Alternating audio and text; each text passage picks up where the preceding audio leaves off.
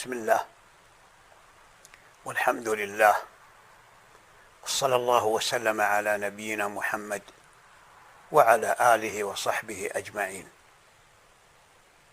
أبناؤنا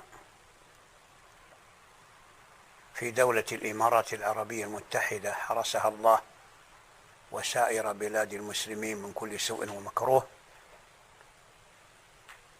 أهل الغربية منهم والشرقية والشمالية والجنوب عندنا سواء. فنصيحتنا للجميع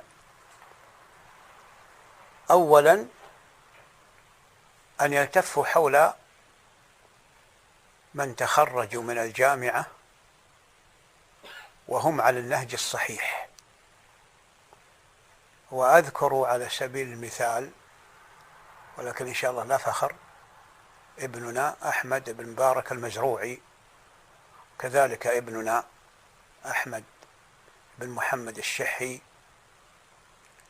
وابننا الشيخ محمد بن غالب، وهشام الحوسني، 3 من الإمارات، 1 من اليمن، انضم إليهم والحمد لله، والركب واحد.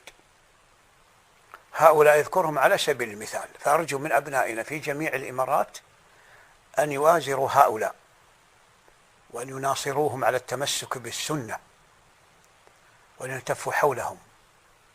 فهؤلاء المتخرجون ومن هم في طريق التخرج إن شاء الله من سائر أبناء الإمارات في الجامعة الإسلامية